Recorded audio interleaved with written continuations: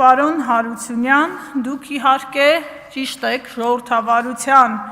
հիմնասյուներից մեկն այն է և ամենաառանցքային դրույթն այն է, որ իշխանության աղբյուրը ժողովուրդն է։ Այն ժողովուրդը, որը ձեր իշխանությանը 50 գումարած 1 քվե չի տվել։ Այն ժողովուրդը, որի կեսից ավելին չի ընտրել ձեր իշխանությանը, շուրջ 600,000 Հայաստանի հպարտ քաղաքացիներ իրենց ձայնը տվել են ընդդիմությանը, իդեպ նրանցից 60,000-ի ձայնի վրա ձեր իշխանությանը կներեք արտահայտությանս համար պարզապես թքած ունի, որովհետև այս խորհրդարանում բացակայում է 4-րդ ֆրակցիան Բարգավաճ Հայաստանը։ Իշխանության աղբյուրը այն ժողովուրդն է, որին ձեր իշխանության ղեկավարը անվանարկում է, որին վիրավորում է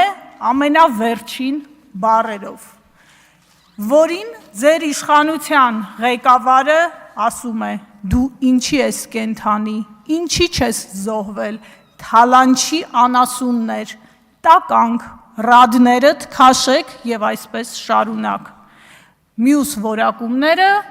չեմ մեջբերի, որովհետև անհարմար է դրանք կրկնելը, պարոն Հարությունյան։ Իշխանության աղբյուրը ժողովուրդն է,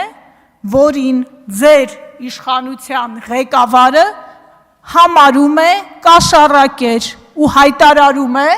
որ ընդդիմադիր հայացքներ ունեցող ժողովուրդը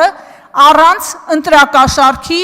չեր գնա ու չեր քվեարկի ընդդիմության օգտին։ Տիկին Հարությունյան, միացրեք տվյալ տեսանյութերը, լսեք ձեր քաղաքական ղեկավարին և այո, Հակոբյան ներողություն և զբաղվեք ինքնահայեցողությամբ։ Պարոն Հարությունյան, երբ ես դիրքորոշում էի հայտնում երեկ, ես խոսում էի քաղաքական պատասխանատվության մասին և չէի խոսում իշխանության աղբյուր հանդիսացող ժողովրդի մասին։ Այդ տարրական ճշմարտությունները հավատացեք, ես քաջ գիտեմ, սա իգիտություն։ Հիմա իմ հիմնական խոսքը տիկին Մանուկյան, դուք առաջադրվել եք մի շատ կարևոր հանձնաժողովում, որը հանրային վերահսկողություն է իրականացնելու պետական միջոցների նկատմամբ և ընդդիմադիր հայացքներ ունեցող և ոչ ընդդիմադիր հայացքներ ունեցող քաղաքացիների միջոցների նկատմամբ։ Մի ահռելի բաժին այդ միջոցներից պետությունը հատկացնում է հանրային հեռուստաընկերությանը, կրկնում եմ, հանրային, ոչ թե իշխանական, և 18 թվականից ի վեր այդ միջոցները աճի միտում ունեն։ Եթե օրինակ 19 թվականին 6 միլիարդի էր հասնում հատկացումը, 25 թվականին 8,4, 26 թվականին 8,3 միլիարդ, միտումը ակնհայտ է և բավականին խոշոր գումարի մասին է խոսքը, բայց ինչ ենք մենք արձանագրում, հանրային հեռուստաընկերությունը ձեր իշխանության օրոք վերածվել է իշխանության սպասարկու քարոզչամեքենայի։ Այս խորհրդարանում աշխատանքները սկսելուց ի վեր դա արձանագրվել է փաստերով։ Օգոստոսի 7-ի ՖԻՊ-ի հրապարակումը, Հ1-ի լուսաբանումը սոցիալական հարթակներում և փաստեր օգոստոսի 2-ից 6-ը Հ1-ի յութուբյան ալիքում ազգային ժողովի աշխատանքներից հրապարակվել է 60 տեսանյութ, դրանցից միայն 3-ն է նվիրված եղել ընդդիմությանը։ Եղել է Facebook-ում 70 տեսանյութ, որոնցից միայն 2-ն է առնչվել ընդդիմադիր պատգամավորների ելույթներին։ ՖԻՊ-ի եզրակացությունը, որ հանրային հեռարձակողը իր եթերում և սոցիալական ցանցերում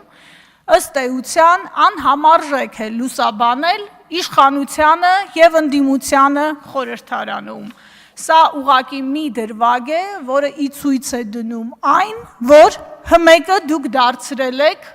քարոզչամեքենա։ Իդեպ 2018 թվականին Նիկոլ Փաշինյանը, երբ ընդդիմադիր էր, խոսում էր պետական հեռարձակողների կողմից ընդդիմության նկատմամբ մեջբերում եմ տեղեկատվական շրջափակման մասին։ Հիմա հարց եմ ուղղում ձեզ, նորմալ եք համարում տեղեկատվական շրջափակումը 2026 թվականին։ Դիտարկում հետընտրական գնահատական ԵԱԿ ԺՄԻԳ-ը իր զեկույցում անդրադարձել է հանրայինի լուսաբանմանը եւ արձանագրել ակնհայտ կողմնակալ լուսաբանում նախընտրական շրջանում։ Շեշտադրել է, որ հիմնականում ընդդիմադիր ուժերը ՀՄԵԿ-ի լուրերի թողարկումներում ներկայացվել են բացասական կոնտեքստում, իշխանությունը հակառակը ներկայացվել է դրական կոնտեքստում։ Արժանապատիվ հայրենակիցներ, հանրայինը գործում է ձեր միջոցներով, ձեր գրպանից ստացված միջոցներով, ուստի պետք է ծառայի բոլորին, կրկնում եմ, եւ ընդդիմադիր, եւ իշխանական հայացքներ ունեցող քաղաքացիներին, եւ նրանց, որոնք կարող են գտնվել ցավոք անտարբեր։ Հանրայինը չի պատկանում իշխանությանը, հանրայինը չի պատկանում վարչապետին, հանրայինը ժողովրդի ձայնը պիտի լինի, որը այսօր լսելի չէ ընդդիմադիր հանրության տեսանկյունից։ Այսօր ընդդիմադիր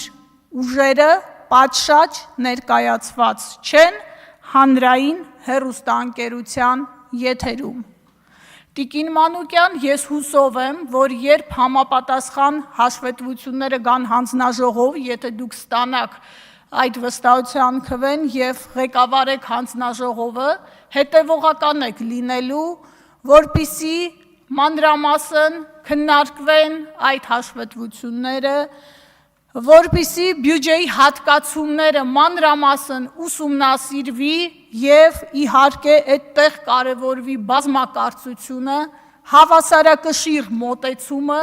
եւ օբյեկտիվ լուսաբանումը։ Ես հուսով եմ եւ հավատում եմ, որ դուք զգալի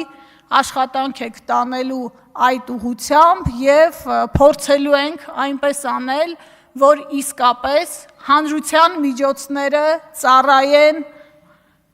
հանրությանը լայն իմաստով եւ ոչ թե նրա միայն մի հատվածին կամ իշխանական